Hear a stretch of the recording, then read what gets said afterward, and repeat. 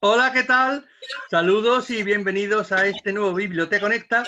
Un Biblioteconecta, un programa que hoy, bueno, pues toca despedirnos, toca decir un hasta luego, hasta después del verano. Nos vamos a tomar unas pequeñas vacaciones. Nada, pues será un intervalo pequeño para cargar pilas y buscar nuevos temas, buscar nuevos horizontes para seguir pues con este programa, con este proyecto. Creo que tanta ilusión nos hace a los cuatro que lo empezamos en su día y que vamos, seguiremos para la siguiente temporada. Y hoy, para despedirnos, pues como veis, tenemos también compañía. Aparte de contar, como siempre, con Yolanda desde la Red de Bibliotecas Municipales de Cádiz. Hola, Yolanda. Buenos días.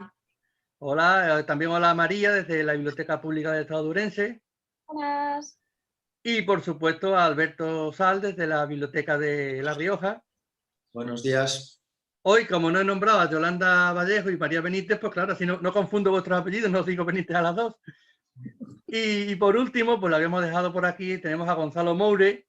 Él es escritor, es aventurero y, bueno, además forma parte de un proyecto que es el que vamos a tratar hoy, porque, bueno, pues sabéis en este tipo de programas también que hemos visto iniciativas de fomento a la lectura que han surgido desde fuera de las bibliotecas. Pues existe un proyecto Bubishare, que es el que nos va a hablar de Gonzalo. Buenos días, Gonzalo. Buenos días. Que además mañana pues tenemos una celebración especial también contigo porque nos acabas de comentar que cumples años. Así que 70. vaya por delante nuestras felicitaciones. Muchas gracias. Y bueno, pues el año pasado tuvimos un programa que fue el Biblioturismo. Hicimos pues un recorrido por diversas bibliotecas del mundo. Y entre ellas, pues hablamos de las bibliotecas del Bubishare, de estas bibliotecas que estaban en campamentos saharauis. Así que nos gustó bastante la idea.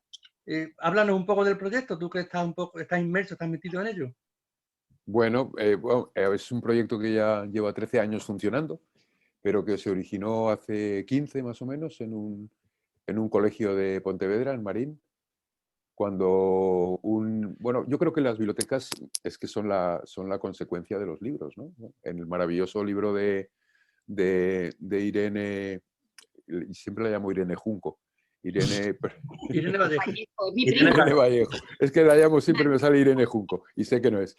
De Irene Vallejo, pues se ve que no, como no es la biblioteca la que crea el libro, sino el libro el que crea la biblioteca, ¿no? La necesidad de almacenarlo. Por tanto, las bibliotecas son originadas por los libros. Y había niños que habían leído un libro mío ambientado en el Sáhara, Palabras de Caramelo, y los niños de aquel colegio, que era uno de Marín, en Pontevedra, me iban preguntando por cómo se vivía en el Sáhara y me preguntaron pues qué idioma hablaban. Y bueno, cuando les hablé el español, porque antes era una provincia española, el Sáhara Occidental, y cuando les dije que ellos estudiaban español como segunda lengua en los colegios, y era una lengua prácticamente oficial, el español, el castellano, pero que no había libros después, que en las escuelas a mí me llamaba la atención, que enseñaban ahí en una pizarra, pero luego no había un libro donde leer. Uno de los niños de aquel colegio levantó la mano y dijo, ¿por qué no llevamos un bibliobús al Sáhara? Y de ahí nació, yo me puse en contacto con Ricardo Gómez, y él y yo viajábamos bastante al Sáhara y tratábamos de colaborar allí en temas culturales, pero no veíamos la manera. Y la idea de aquel niño fue la que nos abrió los ojos y nos marcó el camino, ¿no? Y llevamos el primer bibliobús hace ya 13 años, en octubre cumpliremos 14 años ya, a todos los campamentos, un bibliobús cargado de libros, con 1.600 libros, y íbamos nosotros, los españoles, en plan misionero, allí a los colegios y a los barrios, a leer cuentos y a hacer grupos de lectura. Aquello empezó a funcionar muy bien, pero fue precisamente otra niña, una de las usuarias de aquel bibliobús, la que, puesto que le habíamos puesto el nombre al proyecto, el Bubishare, que es el pájaro de la buena suerte, y llevaba además, el camión llevaba un gran pájaro estampado en su caja. La niña, con una clarividencia semejante a la de aquel niño de Marín, dijo, bueno, pues igual que los pájaros necesitan nidos, también el bibliobús necesita un nido. Y ahí nació la biblioteca. Ahí fue cuando yo le pedí precisiones sobre lo que era, por qué decía aquello, y dijo, pues una biblioteca, ¿no? Y bueno, nos las apañamos para poder construir la primera biblioteca. Y bueno, actualmente luego hablaremos de ello, ¿no? Pero ya el proyecto ha crecido muchísimo, son 5 bibliobuses, 4 bibliotecas construidas y todo lo demás. Pero, insisto, en esa paternidad de los libros, pasados además por el filtro maravilloso y potentísimo de los niños que no ven las dificultades, que ven el sueño y tienen claro su objetivo y no hacen como nosotros, que siempre vemos todos los problemas que pueden surgir para poner algo, a poner en marcha algo semejante, tan complejo como eso. Gonzalo, pues de eso mismo era de lo primero que yo quería que habláramos, porque claro, cuando uno habla de un proyecto de ir al Sáhara, a los campamentos saharaui, o cuando hablamos de proyectos en Hispanoamérica o hablamos de proyectos en el África subsahariana, los de este lado, los del mundo occidental, somos tremendamente solidarios y somos tremendamente generosos, pero en la teoría. Luego pasar a la práctica es lo que más nos cuesta. Entonces yo te quería preguntar qué problemas administrativos, legales, de aduana, os enfrentasteis cuando llevasteis el primer cargamento de esos 1.600 libros a los campamentos del Sáhara. Bueno, pues muchos. Lo que pasa es que nosotros ya participábamos previamente en el movimiento Solidaridad con el Sáhara Occidental, que es muy fuerte en España, principalmente gracias a los niños también, a Vacaciones en Paz. Todos los cientos de miles de familias españolas que han acogido niños saharauis en verano forman parte de una enorme red de solidaridad. Y hay asociaciones de amigos del Sáhara, pues en La Rioja, en Ourense, en Cádiz, en todas partes, ¿no? También, que además tiene muchísimo tirón las Vacaciones en Paz, llevamos aquí muchísimos años. Claro. Y gracias a eso, bueno, pues hay toda una organización junto con la delegación saharaui, que no es una representación diplomática, porque España no reconoce al Sáhara, pero hay una potente red también de los propios saharauis que están establecidos en todas las provincias, y nos pusimos en sus manos para llevar aquel primer camión en una de las caravanas que salen hacia los campamentos. Y una vez allí, además, nosotros hemos tenido mucha suerte, ¿no?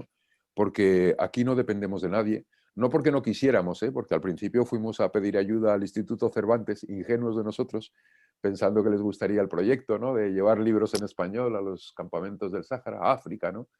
Y bueno, nos dieron con la puerta en las narices y nos dijeron que el Instituto Cervantes no es cultura, que es marca España, que depende de asuntos exteriores y que no tiene nada que ver con la cultura. Así nos lo dijeron textualmente. Bueno, entonces, pues claro, no tuvimos más remedio que ser independientes, libres y salvajes, ¿no? Y llegamos con el bibliobús gracias a la caravana. Nadie nos preguntó ni a quién pertenecíamos ni nada.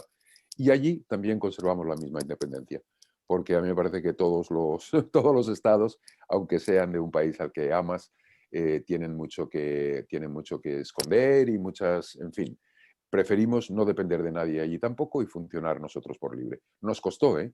Nos costó porque, claro, al no pertenecer allí al Ministerio de Cultura, ni al Ministerio de Educación, ni a ningún ministerio, teníamos dificultades incluso para entrar en los colegios. La primera época del Bubiser teníamos que ir a la hora del recreo, cada mañana a un colegio distinto, a una escuela distinta, y a la hora del recreo poníamos el bibliobús en la puerta y salían los niños ahí con el bocadillo y se metían en el bibliobús y les contábamos cuentos y tal. Hasta que poco a poco ya se fueron incorporando chicas saharauis, una maestra de una escuela especial, y ya pues se normalizó. Y actualmente, bueno, el Bubiser sigue siendo absolutamente independiente, no pertenece a nadie, ni en España ni allí, sino a la gente saharaui allí, y a los españoles que colaboramos aquí, a todos los voluntarios.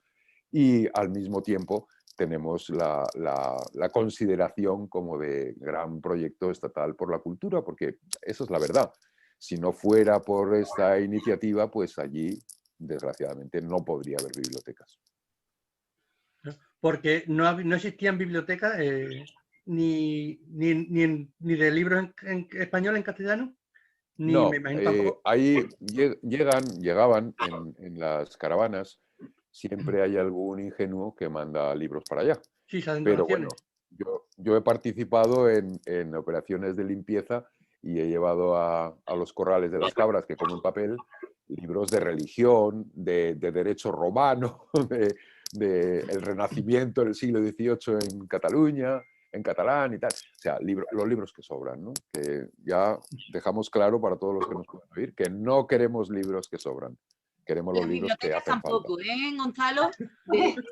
En eso estamos todos de acuerdo, que cuando la Por gente haga supuesto. limpieza en sus casas, hay que darle una nueva vida al papel y se le puede dar en el contenedor de reciclaje también, ¿eh? No pasa nada, no es un delito.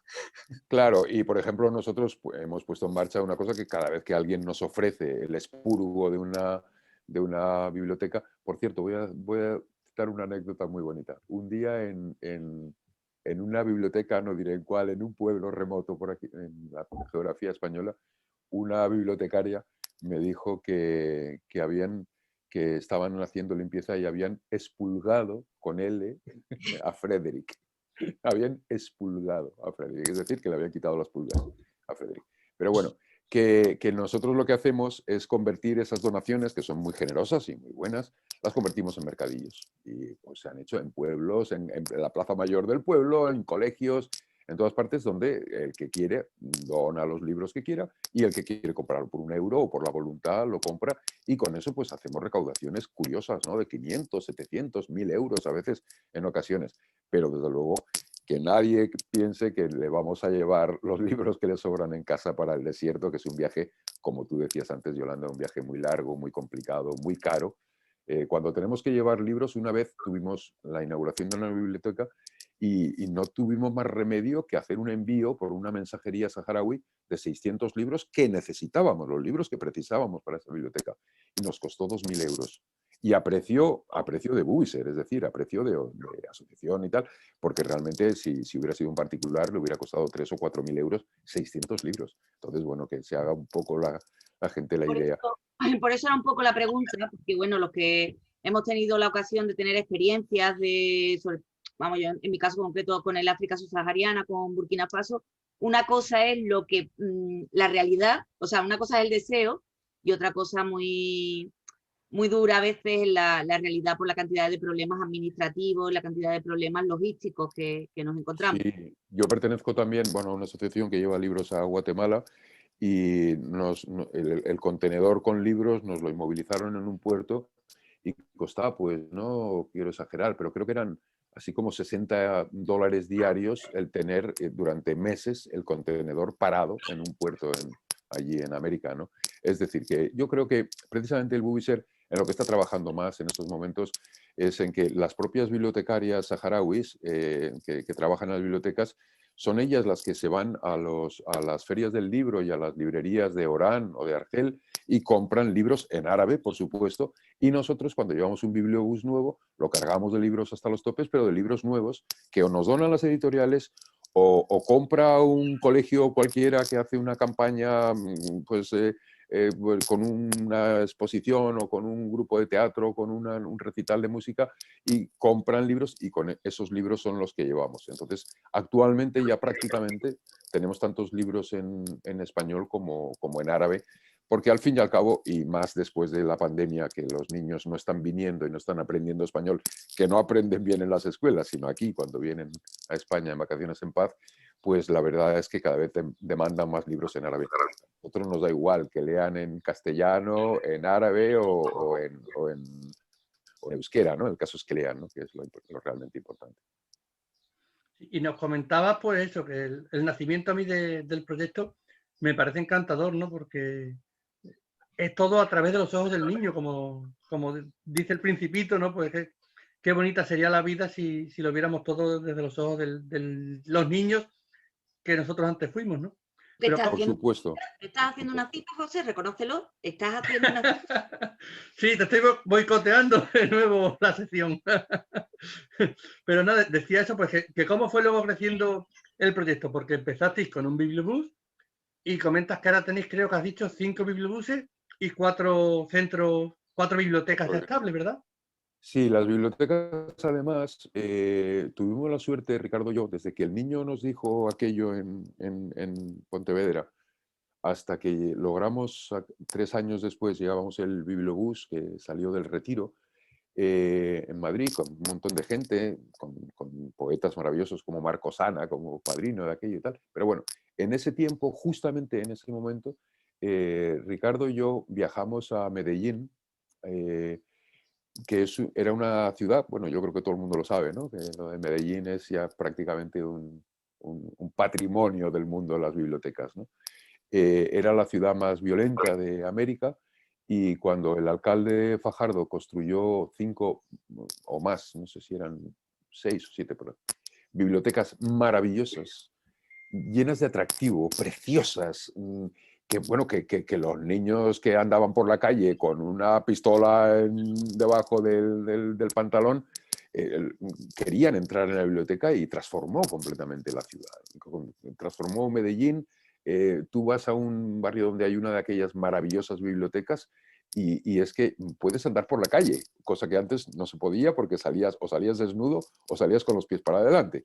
Y las bibliotecas habían cambiado todo aquello. Bueno, nosotros trabajamos en las bibliotecas, en los barrios populares, con la gente, con los niños, y dijimos, jolín, es que de verdad esto realmente funciona, ¿no? Donde haces una biblioteca, florece la vida, ¿no? Florece la vida a través de sus actividades, no de alguien sentado en una mesa leyendo un libro, sino también de eso, pero sobre todo de las actividades, de los grupos de teatro, en fin, de todo lo que es capaz de generar una biblioteca. Y entonces tomamos la decisión, cuando construimos la primera biblioteca, a raíz de la idea de Nuja, de aquella niña que decía, igual que un pájaro necesita un nido. Bueno, pues cuando construimos la primera biblioteca dijimos, pero no vamos a hacer aquí un galpón de libros, no vamos a hacer aquí no, vamos a hacer una verdadera biblioteca. Y construimos la primera biblioteca con ayuda de 4 librerías importantes de España, Oletum de Valladolid, Cervantes de Oviedo, Luces de Málaga y Gil de Santander, con una campaña que ellos hicieron, con unas bolsas que confeccionó Forges y tal. Recaudamos 25.000 euros y con esos 25.000 euros construimos la primera biblioteca. Y la hicimos grande, espaciosa, agradable, con un pequeño jardín dentro, con un precioso anfiteatro para poder hacer las actividades, con una buena biblioteca, con ordenadores, con aire acondicionado en la medida de lo posible, en fin, que fuera realmente atractiva para niños y para jóvenes. Y ese ha sido más o menos el modelo de crecimiento que hemos ido perfeccionando, ¿no? La última biblioteca que hemos construido hace un año se inauguró más o menos, en Auxerre, es una pasada, o sea, es una joya arquitectónica, es desde luego lo más bello que hay seguramente en los campamentos. Y es tan importante eso, que una biblioteca sea el edificio más bello de un pueblo, de una ciudad, es darle ese prestigio del que hablábamos antes a micrófono cerrado todavía, darle ese prestigio a la biblioteca que está más oscurecido, ¿no? por los medios y por la opinión pública general. Gonzalo, a mí me encantaría escuchar a Alberto y a María, pero Alberto y María, te tengo que decir, porque ya además nuestra audiencia lo sabe, son el futuro de las bibliotecas. José y yo somos un poco, bueno, más que nadie. El presente. José es el presente, yo soy casi ya el pasado de las bibliotecas, ¿no? A mí me gustaría escucharlos mucho a ellos, porque están un poco callados, pero es que no me resisto a hacerte otra pregunta y prometo que ya después me callo, ¿eh? Efectivamente, el edificio es importante porque, como tú dices, además Medellín, la experiencia de Medellín fue una experiencia totalmente reveladora para el mundo de las bibliotecas, pero también sabemos que el hábito no hace al monje, ¿no? Entonces, me imagino que esas bibliotecas estarán bien dotadas de personal, que al final es el caudal humano que tienen las bibliotecas, y me gustaría que nos contaras un poco qué tipo de personal trabaja en las bibliotecas, si se autogestionan, si tienen una formación, porque de hecho, bueno, al fin y al cabo la finalidad de este programa es un programa para la comunidad bibliotecaria, y yo creo que eso también interesa mucho. Claro, no, las primeras personas que se incorporaron al proyecto cuando comenzamos, Ricardo y yo, fueron bibliotecarias, precisamente. Las bibliotecarias concretamente de Aragón, que formaban el grupo Leer Juntos, pero llevaban también, bueno, la cuestión regional de las bibliotecas allí, Merche Caballú, de Carmen Carramiñana, que fueron las que elaboraron la primera lista de libros que pedimos a las bibliotecas, e inmediatamente se fueron incorporando bibliotecarias de toda España, ¿no? Sobre todo de Madrid, la directora de la biblioteca de Mejorada, la directora de la biblioteca de Vallecas, bueno, de diversas bibliotecas de toda España, ¿no? Gallegas también, por cierto. Y entre todas lo que hacían era, primero, había que tejuelar los libros, ¿no? Para llevarles allí el trabajo comenzado. Pero después es que además no solamente había que tejuelar, organizar, en fin, hacer un archivo, sino que también había que enseñar, lógicamente, al personal saharaui.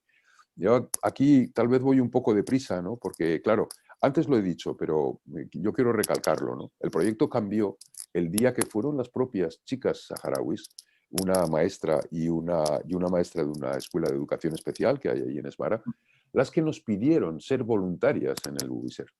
Y empezaron a trabajar como voluntarias, pero pronto nos dimos cuenta de que aquello no estaba bien. Una cosa es que nosotros éramos voluntarios, nos pagamos nuestros viajes, nos pagamos nuestros gastos allí, pagamos todo. Pero ellos no. O sea, no puedes tener una bibliotecaria voluntaria, por más saharaui que sea y que sea para su pueblo. Tienes que darle un sueldo digno. Y claro, pues eso requería un esfuerzo también. Pero inmediatamente que comenzamos eso, lógicamente el que es voluntario, pues bueno, si una mañana no va porque se casa su prima, no pasa nada. Pero si ya recibe un sueldo, ya le puedes exigir que todas las mañanas a las 9 abra las puertas de la biblioteca. Y eso fue un cambio radical, ¿no? Pero claro, a esas bibliotecarias que eran maestras, licenciadas en filología, no me acuerdo, una de las que contratamos recientemente, estaba cogiendo un libro allí, yo la vi y vi que era un libro, bueno, elevado, y le dije, ¿lees bien en español? Y me contestó en un castellano mucho mejor que el mío y me dijo, sí, soy licenciada en filología hispánica en Argelia, en Argelia, no en España. Y era también licenciada en filología árabe. Pero claro, bibliotecarias de carrera, bibliotecónomas, no teníamos. Y entonces las bibliotecarias españolas han viajado allí muchas veces para dar cursos de formación a la gente de las bibliotecas.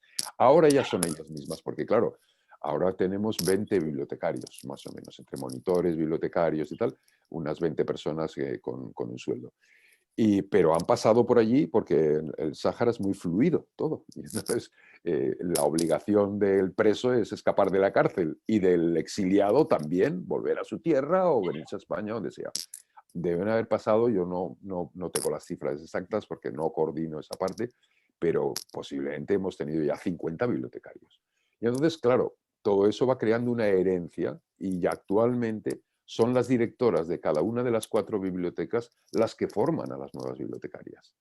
Y ya funcionan. Y pasa una cosa además preciosa, y es que antes nuestro intervencionismo constante, nuestros viajes allí, de bibliotecarias, de coordinadores, de escritores, de tal, hacía que su actitud fuera un poco pasiva, ¿no? De decir, lo que diga el señorito. Pero desde la pandemia, desde hace un año, no hemos tenido más remedio que decirles, ahora tenéis que ser vosotras mismas las que organicéis, las que ideéis, las que tengáis las ideas y las llevéis a cabo. Y funciona muchísimo mejor que con nosotros. Ahora, de verdad, es impresionante la cantidad de actividades sobre salud, sobre todo, sobre cine, sobre todo, ¿no? Que están haciendo no solamente para los niños, sino también para los jóvenes y para la población adulta. Yo creo que es fundamental, ¿no?, el trabajo que estáis ofreciendo, porque comentabas ahora que igual que el preso quiere escapar de su prisión, pues allí también es muy volátil, ¿no?, la vida un poco, y todos a lo mejor están mirando un poco con las miras de salir a otro lugar que supuestamente va a estar mejor, pero me imagino que en el momento que se está también ofreciendo un puesto a una bibliotecaria, se le está dando ahora no me sale, joder la palabra, no una constancia, sino una forma de vida. Sí, por supuesto. Sí, es que eso es muy importante también, porque claro, el Bubiser no solamente aporta cultura, sino que también aporta estabilidad. trabajo, ¿no? Estabilidad, que no me salía la palabra. Sí. Que imagino eso, que en el momento que se les da una estabilidad, pues claro, funcionará todo mucho mejor. Sí, Alberto. por supuesto. No, eso, quería apuntar que aparte de lo que comenta Gonzalo, de ese efecto en la cultura, ¿no?, del pueblo. Yo no te oigo. ¿No se oye? Sí. Ahora sí. Ahora sí. Igual es que... Ahora mejor, ¿no? Sí. he acercado el ordenador. Ese efecto que tiene en las personas desde el punto de vista de la cultura, que también se complementa con esa generación de empleo, ¿no? En cierto modo, que también es muy importante en esa zona. Lo que estabas un poco comentando era simplemente subrayar ese aspecto. No, no, importantísimo, vamos. Claro, es que, date cuenta, yo conozco mucho la sociedad saharaui, ¿no? Y las madres, las familias en el Sáhara, tradicionalmente, el bien más preciado para ellos es la cultura y la formación, ¿no? Entonces, las chicas estudian todas, o sea, la alfabetización allí es del 100%, la escuela es gratuita, obligatoria, no sexista y no religiosa, es un modelo auténticamente importado de Cuba, por cierto, de una escuela muy buena, pero muy pobre, lógicamente. Entonces, ellos, los maestros, necesitan esa estabilidad de la que hablaba José antes, necesitan esa estabilidad para poder seguir adelante. Y es tan importante el tema de la cultura que se está aportando a los niños como también la creación de riqueza. Porque esas madres me decían, mi hija se fue a Argelia con 16 o 17 años, volvió con 23 con una carrera, perdió los mejores años y no se casó con el chico más rico del campamento, sino que le tocó el más pobre o el más viejo. ¿Para qué? Entonces, claro, las bibliotecas, bueno, cuando hacemos una convocatoria para una plaza que ha quedado vacía, tenemos ahí a un ejército de licenciadas, ¿eh? No creáis que de cualquiera que dice, mira, a ver si me gano unos euros aquí, sino de licenciadas y licenciados también, por supuesto, naturalmente.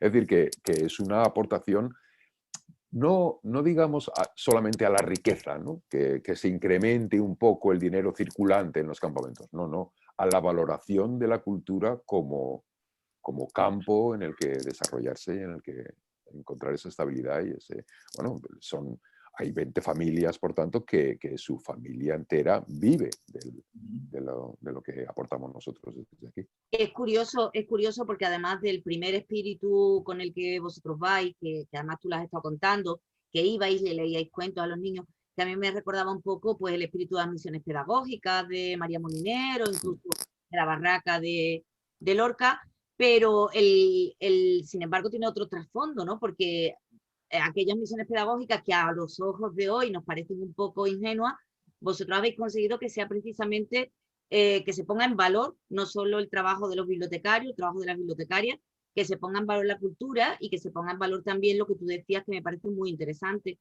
cómo los libros pueden verdaderamente ser un ascensor social y ser un transformador de la vida, ¿no? Como los libros que pueden cambiar la vida. Sí, un momentito, te interrumpo. Es que, porque sabéis que siempre nos tomamos un pequeño descanso en nuestro Biblioteconecta, y si os parece, pues puede ser un buen momento ahora justo, como decían en aquellos programas, puedes contestar después de la publicidad. Y haciéndole otro pequeño boicot a Yolanda, ha habido una frase que yo creo que puede resumir el programa perfecto de hoy, que la ha dicho Gonzalo y la he anotado porque es que me ha encantado, que donde hay una biblioteca florece vida, que es precisamente lo que estabas tú ahora comentando, Yolanda. Entonces, pues nada, nos tomamos esos 10 segunditos y ahora a la vuelta de este pequeño descanso, pues continuamos y vamos viendo cómo estas bibliotecas que se han montado ahí en estos campamentos saharaui han ayudado a que floreciese la vida. Nos vemos ahora en 10 segundos aquí en Biblioteconecta.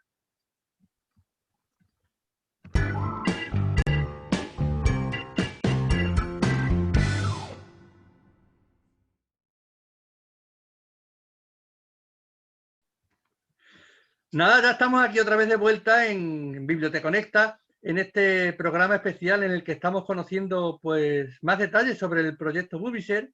Nos habíamos quedado pues en esa reflexión que había hecho Yolanda, que corté a Gonzalo, pues que vamos a hablar pues sobre cómo la construcción y estas bibliotecas que habían ido apareciendo pues había ayudado a mejorar, me imagino también un poco que la calidad de vida en todos los ámbitos, ¿no? A través de la cultura, algo que es tan importante, ¿verdad, Gonzalo? Sí, y yo invito a todos nuestros oyentes y participantes a que visiten la página del Publishare y ahí podrán ver todas nuestras bibliotecas. De verdad que, bueno, hemos centrado últimamente el objetivo en el jardín interior, ¿no? Nos parece importantísimo, ¿no? Que un niño pueda sentarse a la sombra de un árbol en un lugar en el que no crecen los árboles. No sé, Que perdona, no... no sé si te está rozando el micrófono Ah, perdón. en el... Sí, Creo que, así.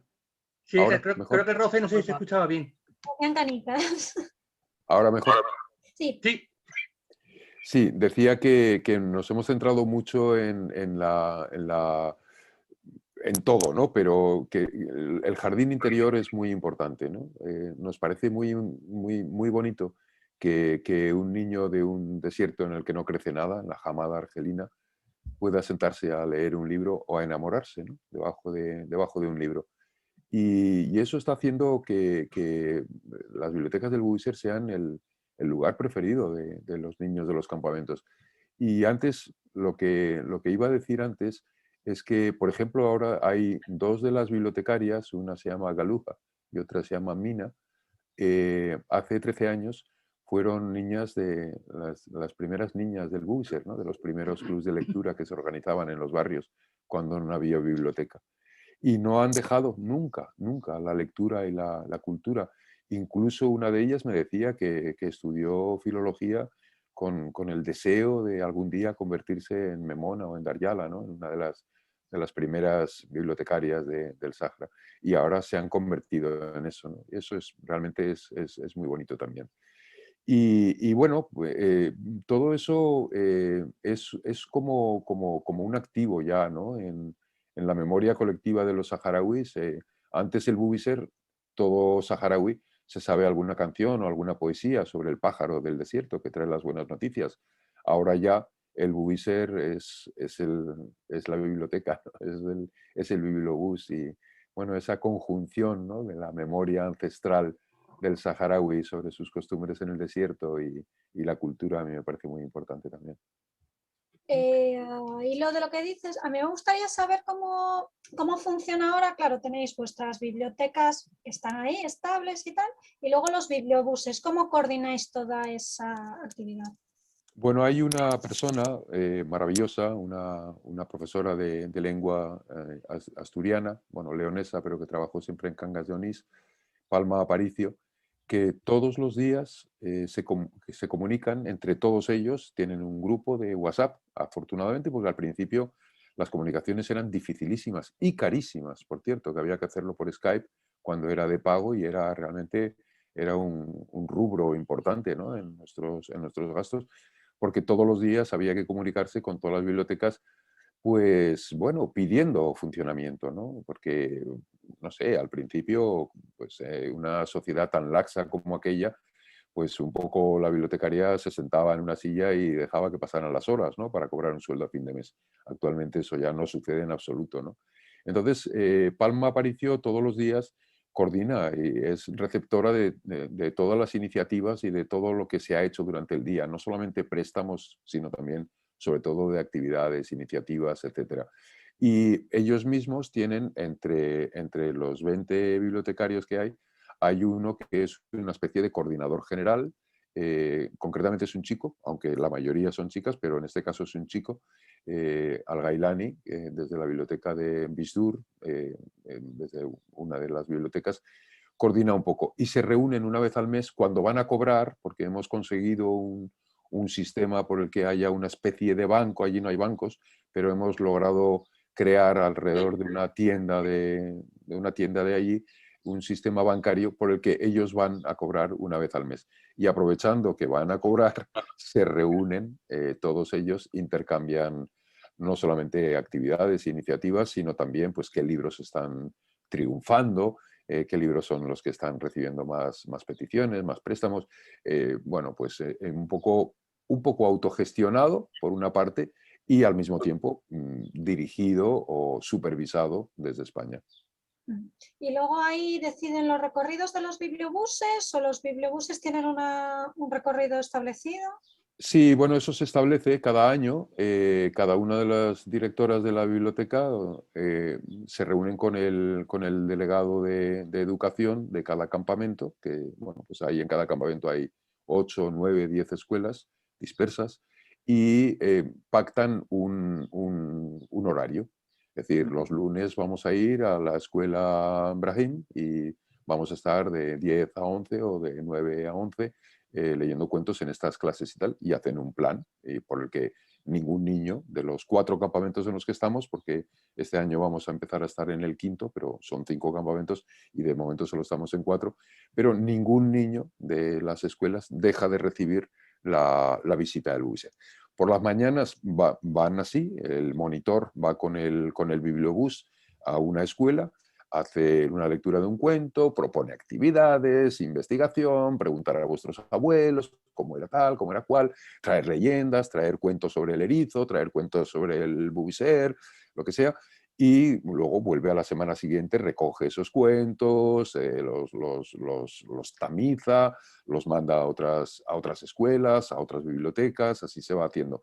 Y luego, al mismo tiempo que cuando entras en un aula para la totalidad de la población infantil, pero les proponemos que por la tarde pueden venir a la biblioteca para integrarse allí, para coger un libro en préstamo o para integrarse en un grupo de teatro, de cine o de lo que sea.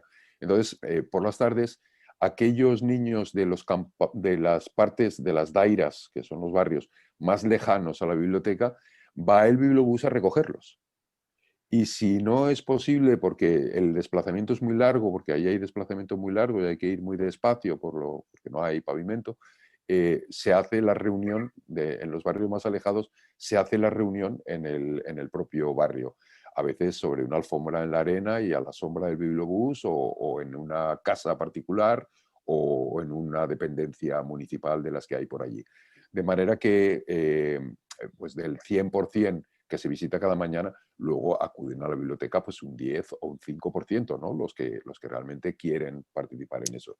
Después, por supuesto, hay maletas viajeras, en fin, hay toda una serie de sistemas para que lean también los mayores y, como digo, pues actividades también, sobre todo para mujeres. Las mujeres son maravillosas en el Sáhara, de verdad que es una cultura muy femenina. Y por la tarde participan muchísimo, ¿no? En todo tipo de talleres, de charlas sobre cáncer de mama o sobre alimentación o sobre lo que sea. Y todo eso, ya digo, o sea, está un poco coordinado o supervisado desde España, pero organizado por ellos mismos. Gonzalo, estabas a lo largo de toda la charla que estamos manteniendo, has dejado algunas cosillas ahí que me gustaría preguntarte más en profundidad. Una de ellas la acabas de mencionar, que es el tema de los usuarios que tenéis ahí. Porque entiendo que gran parte de la comunidad de usuarios que asisten a las bibliotecas de Bubiser hacéis mucha campaña con el público infantil, ¿no? Entonces me gustaría saber, o hablar un poquito más, extendernos acerca de las otras actividades de animación a tu cultura, etcétera, etcétera, a la lectura, que realizáis con otro tipo de usuarios, pues más adultos o incluso ancianos, ¿no? Si las bibliotecas de Bubiser también acogen a ese tipo de usuarios. Sí, no, por supuesto, son bibliotecas, exactamente igual que una biblioteca municipal española, y cualquiera puede ir, y de hecho se va. Y ahora que además cada vez tenemos más libros en árabe, pues hay mucha gente muy interesada que va a por su novela y, en fin, a por su libro, pero también, por supuesto, en actividades, todas las que se pueden, ¿no? Pues desde recitales de poesía hasta pues un anciano que cuenta a los niños cómo era la vida en el desierto, porque es algo que han perdido, ¿no? Lo saben por su familia, por sus abuelos en casa, pero no está nunca de más el que alguien pueda hacer una charla y, bueno, pues darle la oportunidad a cualquier anciano que fue pastor o que hizo la guerra o que, en fin, cualquiera de las circunstancias, que pueda contar un poco a los niños y a los jóvenes también esa actividad. De manera que sí, bueno, abiertas están. Y desde luego, ahora yo lo estoy diciendo y mientras me escucho a mí mismo digo, bueno, esto parece perfecto. No lo es en absoluto, ¿no? Y pues unas veces salen bien las cosas, otras veces salen peor, pero hay que tener en cuenta que la cultura saharaui era una cultura oral, que allí, pues por las propias condiciones del nomadeo, no había espacio para los libros, solo para el Corán y poco más. Algún erudito tenía un pequeño baúl con libros, pero era muy raro. Y que, claro, la sustitución de esa cultura oral por una cultura escrita no es tan sencilla. Pero es que nosotros mismos cortamos esos hilos, porque antes, yo recuerdo la primera vez que fui al Sáhara, hace 25 años, la noche era los abuelos contando historias. Y actualmente, pues las noches son la televisión, el móvil, internet. Y entonces se han cortado los hilos de la cultura oral. Pues bueno, es que o lo sustituyen por la cultura escrita y de investigación, etcétera, o se pierde todo ese inmenso legado de la cultura oral. Tener en cuenta que, por ejemplo, la poesía en el Sáhara nunca jamás se escribió, se aprendió de memoria. Y claro, pues están muriendo. Ahí yo un día hice un cálculo terrible y había más muertos en los cementerios que vivos en los campamentos, porque son 46 años ya de exilio. Entonces cada uno de los, bueno, es un tópico, ¿no? Pero cada anciano que muere en España es una biblioteca que se pierde. Pero en el Sáhara es que eso es verdad, porque ese anciano es el que se sabía los poemas de memoria, ¿no? Bueno, Es pues verdad que... ahí tenéis un proyecto ahora Estaba pensando lo mismo. rápido, ¿no?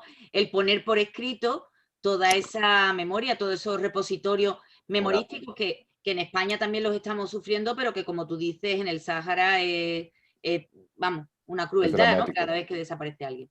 Es dramático, sí.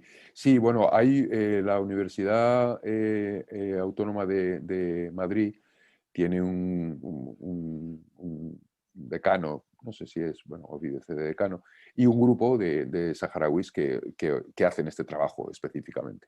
Y bueno, lo hacen también en el Buser, pero lo hacen autónomamente, ¿no?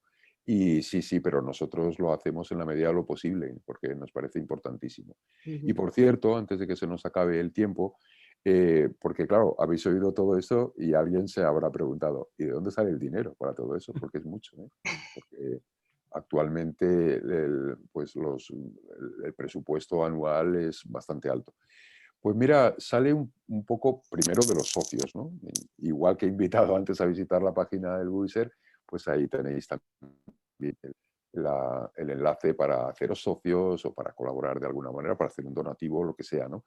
Y eso fue al principio así, pues éramos nosotros mismos los que aportábamos el dinero. Pero una vez, por auténtica casualidad, una niña me preguntó en Esmara, en un club de lectura, al saber que yo era escritor, me preguntó cómo se escribía un libro, y yo le dije que escribiéndolo, y nos pusimos allí, entre los 12 niños y yo, y la maestra que llevaba aquel club de lectura, nos pusimos a escribir un libro juntos, ¿no? Y salió este maravilloso libro, que no sé si conoceréis alguno, El niño de luz de plata, que está escrito por, bueno, yo fui el secretario, ¿no? Pero está escrito por los niños del club de lectura del barrio de Farsía. Y pues es una historia preciosa, y una historia escrita por, ya digo, por ellos mismos, una historia de amistad. La luna deja caer un día sobre el campamento de refugiados, deja caer una escalera de plata, y por la escalera de plata baja un niño de luz de plata, un niño luminoso, se hace amigo de un niño saharaui y vive en una aventura políticamente muy incorrecta, por cierto, pero preciosa, escrita por ellos y por tanto políticamente incorrecta, como os podéis imaginar, pero muy, muy bella.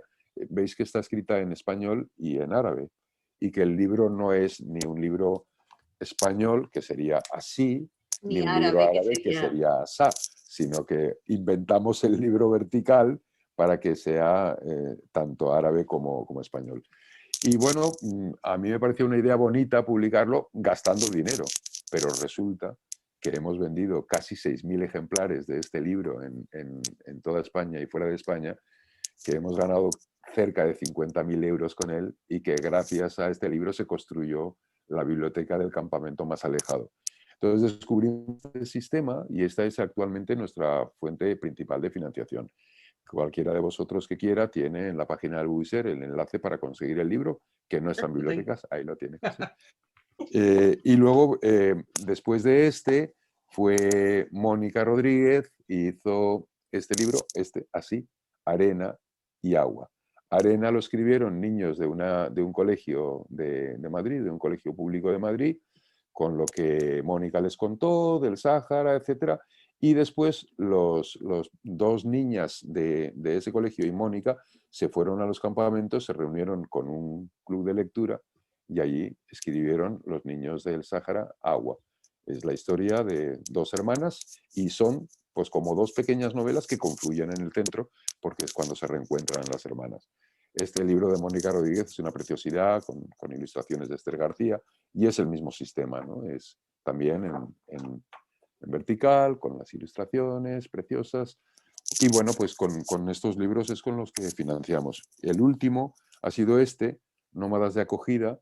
Si os interesa y os gusta Vacaciones en Paz, pues este libro lo recogieron 3 voluntarias que fueron allí y fueron entrevistando a cientos de niños que fueron escribiendo sus recuerdos de cuando pasaron las vacaciones en España. Y bueno, pues, ¿y qué es lo que más te gustó? Un queso. ¿Y qué es y había algo que te diera miedo? El abuelo cuando salía del cuarto baño con la cremallera bajada. Cosas así, ¿no? Es un libro encantador y pues allí en estos momentos hay un colegio aquí en Asturias donde yo vivo, un colegio que los niños lo han leído, he estado con ellos, les he enseñado fotos y ahora están escribiendo ellos un libro imaginándose que pasan un verano en el Sáhara y qué libro escribirían ellos, ¿no? Entonces, claro, para mí es como la perfección, ¿no? Que con libros financiemos bibliotecas, ¿no? Es como un ciclo que además permite entrar en todos los colegios en España y que los niños que leen El Niño de Luz de Plata, Arena y Agua o estos niños al mismo tiempo se convierten de alguna manera en dueños de las bibliotecas que se van a construir allí, ¿no? Es decir, implicar a nuestros niños y enseñarles lo que es la verdadera solidaridad, ¿no? Que es el compartir, no el donar una limosna, sino compartir. Es decir, si nosotros tenemos libros, vosotros vais a tener libros también. ¿Y desde las bibliotecas habría alguna forma también de colaborar con el proyecto? Hombre, por supuesto, a ver, hay muchas bibliotecas que han colaborado, pues eso, haciendo entre sus usuarios un mercadillo, diciéndoles, oye, vamos a traer libros que ya no leáis porque eran álbumes ilustrados y ya no hay ningún niño pequeño en casa o lo que sea, y vamos a hacer un mercadillo y tal, y vamos a... Otra de las maneras, tanto Mónica como Ricardo Gómez como yo, hacemos constantemente encuentros de autor en el que lo único que pedimos es que se compren 20 libros, 20 ejemplares de alguno de estos libros. A veces lo que compran es 5, 5 y 7 o lo que sea y tal. 20 libros y nosotros no cobramos nada naturalmente y el beneficio que obtenemos es pues eso, la venta de 20, de 40, de 60 o en algún caso hasta 150 libros que en algún colegio hemos vendido, ¿no? Y bueno, es decir, generar interés desde la biblioteca. Por ejemplo, ahora yo estuve en la biblioteca de Mota del Cuervo, en Cuenca, y las bibliotecarias se entusiasmaron con el proyecto, lo llevaron al colegio y lo llevaron al ayuntamiento. El ayuntamiento ha donado 5.000 euros, el 0,7% de su presupuesto social para el Bubiser, pero sobre todo en todos los colegios de Mota del Cuervo se ha leído El Niño de Luz de Plata o el libro de Ricardo Gómez, que no es editado por el Buiser, pero funciona como tal, que es El Cazador de Estrellas, o Arena y Agua, o Nómadas de Acogida, o Ritos de Jaima, nuestros libros, y todos los niños, prácticamente todos los niños de Mota del Cuervo, han comprado un libro, ¿no? Con lo cual, bueno, es una cantidad de dinero enorme. Y eso fue a través de la biblioteca, ¿no? Las propias bibliotecarias fueron las que se entusiasmaron, se encendieron y encendieron a los demás, ¿no? Prendieron la llama. También, Alberto, sí, querías comentar que hubo algún proyecto en La Rioja, ¿verdad? Antes de terminar. Sí, que me gustaría saber en qué estado está aquí el proyecto. Yo estuve participando en la Biblioteca de La Rioja en la que trabajo. En 2017 estuvimos participando en el proyecto Las bibliotecas son para el desierto, que yo creo que algo se ha comentado a lo largo del programa. Entonces, no sé si ese proyecto sigue abierto, tiene periodicidad, porque por lo menos en la Biblioteca de La Rioja luego ya no volvimos a recuperarlo. Entonces, no sé si eso sigue funcionando. Recuerdo que es lo que se ha comentado, ¿no? Se pedía a los usuarios que donaran libros, preferiblemente en buen estado de literatura, no los que comentabas, ¿no? El manual de no sé qué, que eso no tiene ningún sentido en una biblioteca. Y luego también se pedía una donación para tratar de sufragar los gastos de envío, ¿no? Entonces, no sé si eso sigue activo, si... Sí, bueno, han sido, digamos, iniciativas emergentes, ¿no? Todas. Yo recuerdo en Zaragoza, por ejemplo, se hizo una campaña, el Buiser es bastante potente en Zaragoza, y se hizo una campaña, en La Rioja también tenemos gente, en Logroño tenemos el director de la Universidad Popular, es buisero también, y José Manuel, ¿no? Se llama. Y también hacen una donación anual y tal. Pero en Zaragoza lo que hicieron fue pedir desde las bibliotecas, pedir a los usuarios, a la gente, que va con una lista, con un listado hecho por las bibliotecarias españolas de libros que nosotros necesitábamos y que se compran en España, ¿no? Un libro de Calandraca o de Delvides o de quien sea. Y entonces cada uno simplemente compraba un libro. También en Zamora, las librerías, todas las librerías de Zamora, tuvieron un panel de libros en el que tú ibas a comprar tu libro normal, ibas a comprar el libro de Irene Vallejo y veías ahí aquello y comprabas ese álbum, pero no te lo llevabas. Iba para el Sáhara, ¿no? Tú pagabas los 15 o 20 euros del álbum y ese libro iba para el Sáhara. Tú preguntas si actualmente hay algo así en marcha. No. Siempre surgen constantemente iniciativas, de manera que tú mismo puedes tener la iniciativa de reactivar algo semejante desde tu biblioteca o desde donde tú quieras, ¿no? En aquel momento sí recuerdo que, aparte de la biblioteca, estuvieron participando en la Universidad Popular, que tú has dicho que probablemente el proyecto vino un poco incentivado por ellos, y luego estuvieron implicadas otras bibliotecas de La Rioja y también librerías, es cierto. Sí, pues eso, a mí me gusta mucho, ¿no? Que en vez de nosotros ir llamando a puertas, ¿no? Es decir, ir a cualquier sitio, ya nuestra experiencia de llamar a puertas ya acabó, con el Cervantes ya se murió. Preferimos que seáis vosotros, ¿no? Que sean las bibliotecas o que sea alguien que llega a esto, que lo conoce por una entrevista como esta o lo que sea, que diga, oye, pues a mí se me ocurre qué, y entonces, bueno, pues siempre que sea viable y que sea rentable, decimos que adelante, ¿no? Y que sea, pues eso, algo más emergente, ¿no? Desde abajo hacia arriba, que no desde nuestro arriba hacia abajo. Entre otras cosas porque nosotros, ya digo, o sea, Palma Aparicio hace este trabajo diario, pero hay también una tesorera que hace un trabajo diario, que es la que envía los libros. Si compras un libro, te lo va a tener que ir a correos ella para mandártelo. Hay mucha gente, pero no tenemos una estructura. Tenemos un pequeño edificio, un pequeño despacho que nos cede el Ayuntamiento de Coslada en Madrid, pero nada más. Pero no tenemos una estructura como para nosotros organizar, sino que nosotros más bien recibimos el deseo organizativo de la gente desde abajo, ¿no? Desde un colegio o desde una biblioteca. Pues hombre, la verdad es que nos quedan muchísimas cosas de las que podríamos hablar, pero el tiempo es así, se nos ha terminado ya casi esta hora que tenemos. Y ha sido un placer escucharte, yo creo que todos estamos de acuerdo. Y nada, también es otro placer cuando llega este momento del programa siempre escuchar lo que nos tiene que decir en esta cita con Yolanda.